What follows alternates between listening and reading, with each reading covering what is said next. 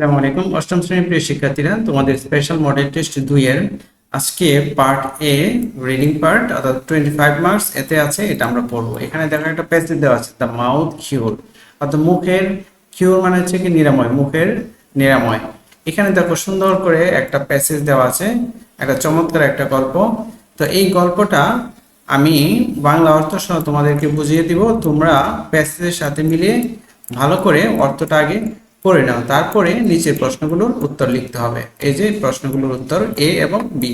তাহলে চলো আমরা প্রথমে কি করি, এই গল্পটা অর্থ সহ পড়ে নিই।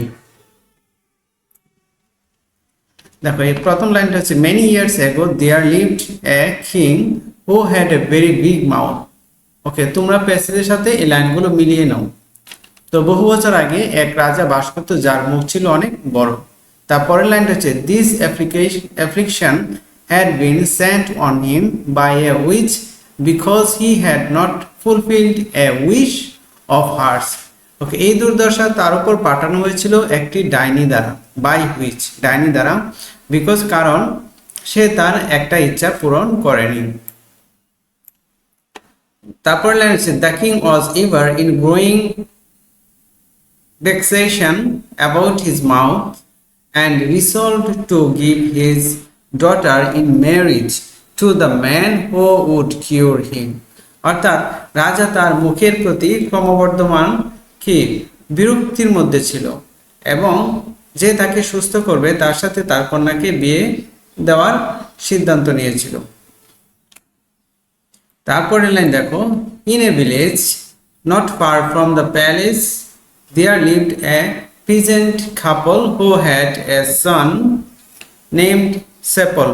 অর্থাৎ প্রাসাদ থেকে খুব দূরে নয় এরকম একটা গ্রামে এক কৃষক দম্পতি বাস করত যাদের সেপল নামে একটা পুত্র ছিল।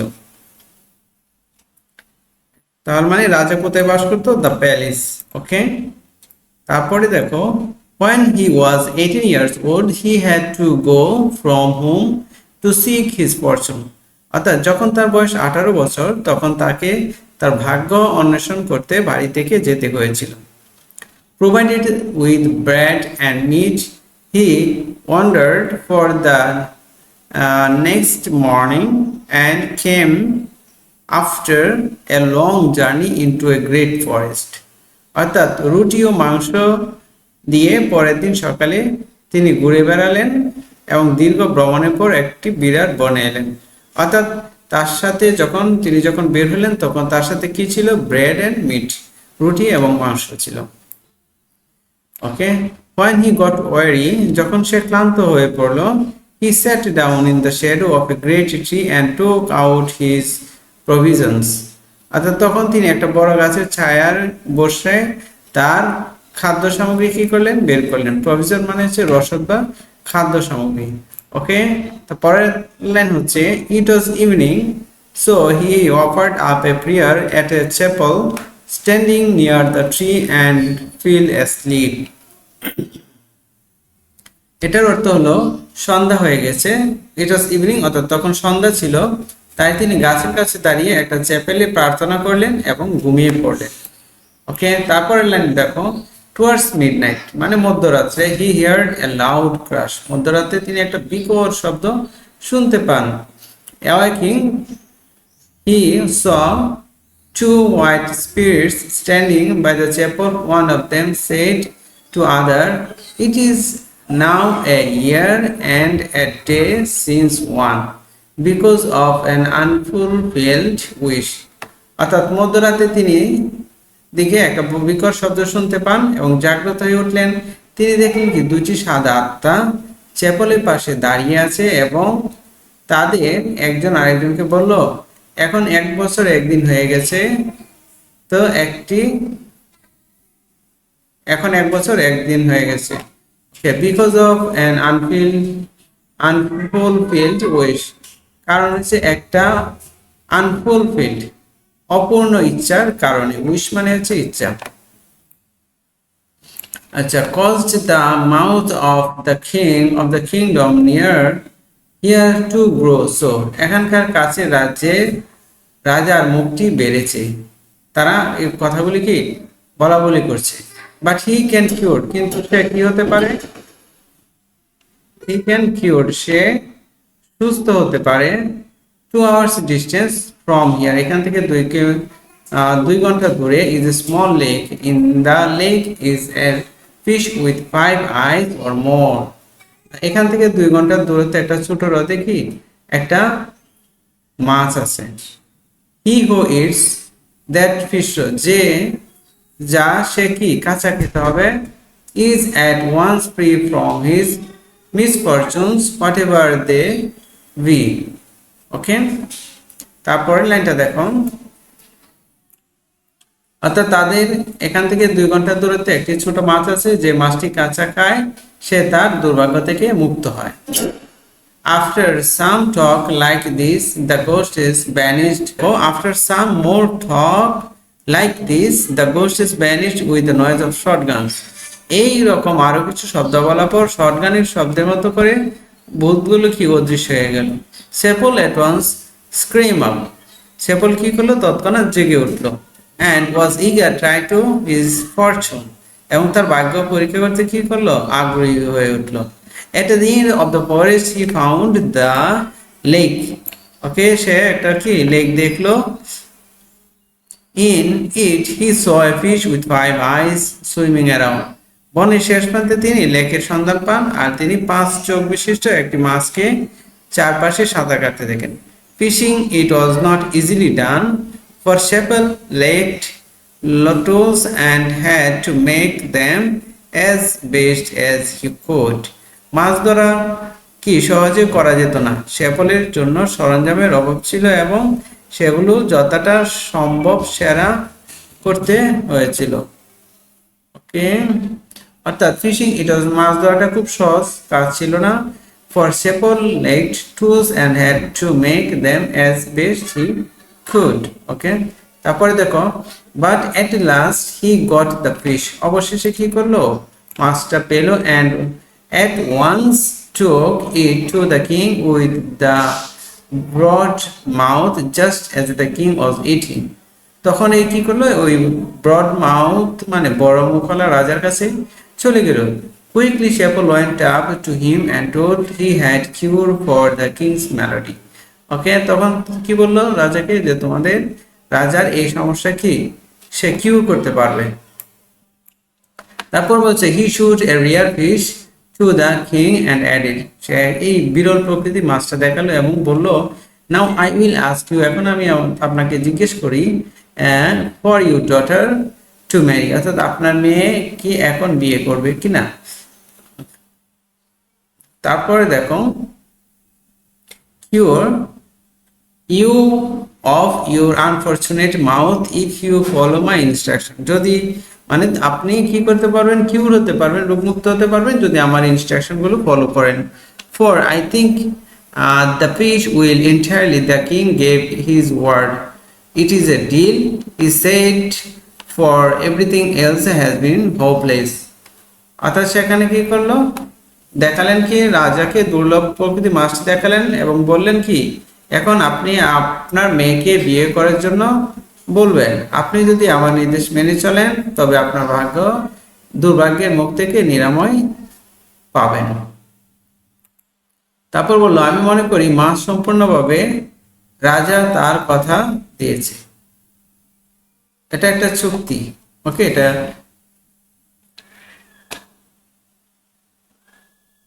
তো the king gave his word, it is a deal, রাজা তাকে কি করলো, অর্থ কথা দিল, ইট ইজ এ ডিল, এটা একটা কি চুক্তি হয়ে গেল। হি সেড, সে বললো, for everything is has been hopeless. Okay, সবকিছুই কি ছিল, হোপলেস ছিল, আশাহীন। Sheppel placed the fish in the king's mouth. হ্যাঁ, রাজার মুখে কি করলো, প্লেস করলো, দিল। And when he had gulped it down, যখন সেটা গিলে খেলো, his mouth got its natural size, তার মুখটা ন্যাচারাল সাইজে আসল আকৃতিতে চলে এসেছে। The king kept his word, রাজা তার কথা রাখলেন। and এবং after some days a fine wedding was celebrated, এবং কিছুদিন পর একটা চমৎকার একটা বিবাহের কি উদযাপন করলো। ওকে প্রিয় শিক্ষার্থী, এই হচ্ছে তোমাদের বাংলা। এখন আমরা পড়বো এটার যে প্রশ্নগুলি আছে সেই প্রশ্নগুলি আমরা একটু দেখে নিই। দেখো এখানে বলছে choose the best answer from the alternative, সবচেয়ে ভালো উত্তরটা নির্বাচন করতে বলছে। অ্যাফ্লিকশন, অ্যাফ্লিকশন শব্দের অর্থ কি? দেখো এখানে বলছে what is the closest meaning, অর্থাৎ অ্যাফ্লিকশন শব্দের অর্থ কি? এখানে হচ্ছে পেইন, সাফারিং, ট্রাবল। এটার উত্তর হবে সবগুলাই। দেখো পেইন, সাফারিং, ট্রাবল তিনটাই কিন্তু একই রকম অর্থ প্রকাশ করে। পেইন মানে কি? ব্যথা। সাফারিং মানে দুর্দশা। ওকে, ট্রাবল মানে সমস্যা। তো সবগুলা মানে হচ্ছে affliction. Where did the king lived, কোথায় বাস করত? In the palace. এটা উত্তর হবে কি? B. Where did chapel offer his prayer, okay chapel কোথায় প্রার্থনা করেছিল? At the